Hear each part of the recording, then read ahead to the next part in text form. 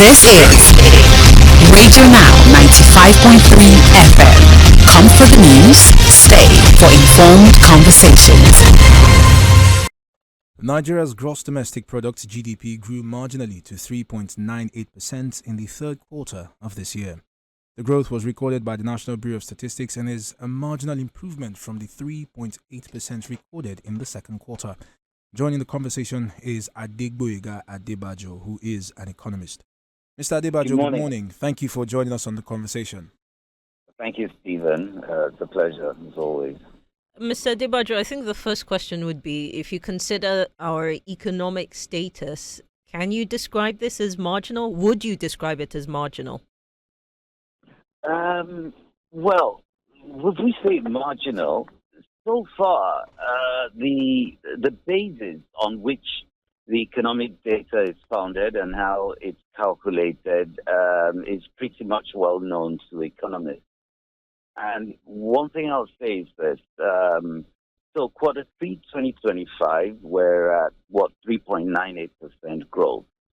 That actually is around the 3.9% growth that the IMF itself had projected.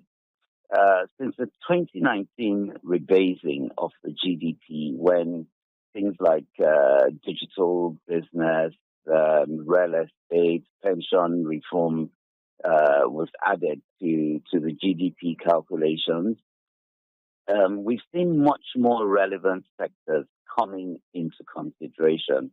And think about it. Earlier in the year, the IMF had actually projected a 3% increase.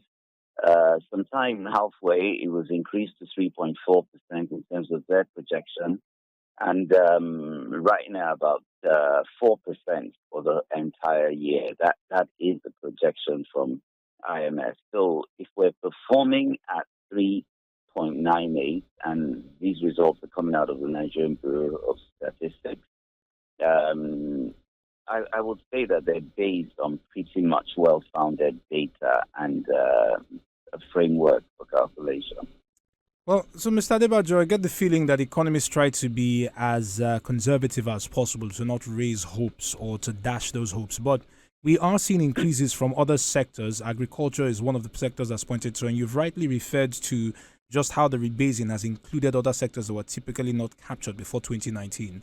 Now, just looking at the numbers and the spread, can you talk to us about perhaps a projection of where we will see continued growth?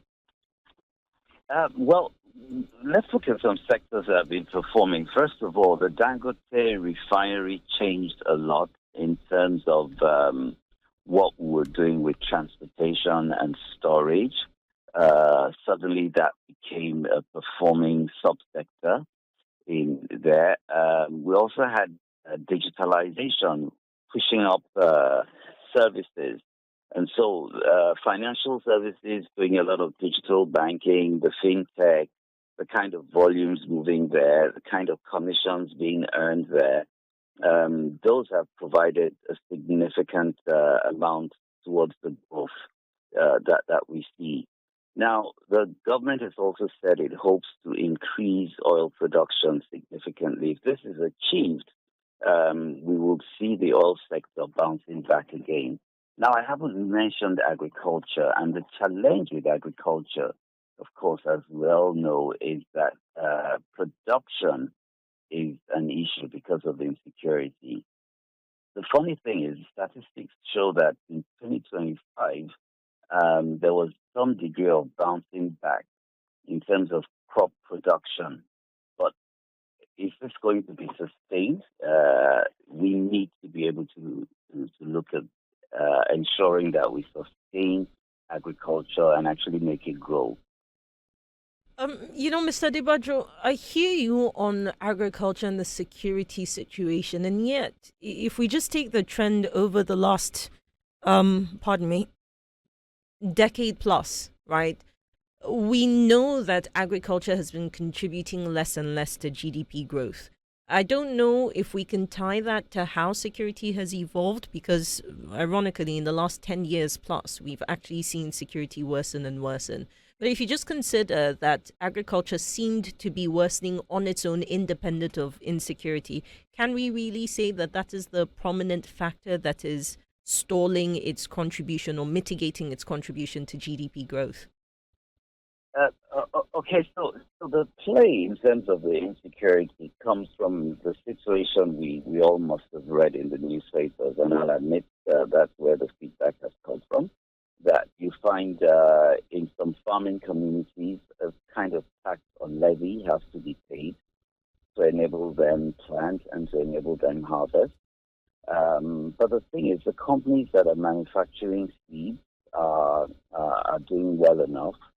When it's harvest time, we see a glut of certain commodities coming in, especially the seasonal cycle, which they tend to do. So perhaps you can say the impact of insecurity on agriculture has not been as profound, because those who are actually creating the insecurity also need to trade, and they may as well also need to eat.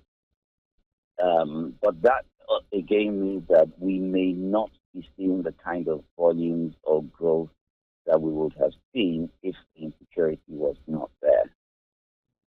So that's the major thing. Mr. Adebajo, thank you very much for your time and expertise on this conversation. Adigboyega Adebajo is an economist who joined us this morning to speak on the National Bureau of Statistics releasing Nigeria's GDP numbers for the third quarter of 2025. That number has climbed to 3.98%. This is Radio Now 95.3 FM. Come for the news, stay for informed conversations.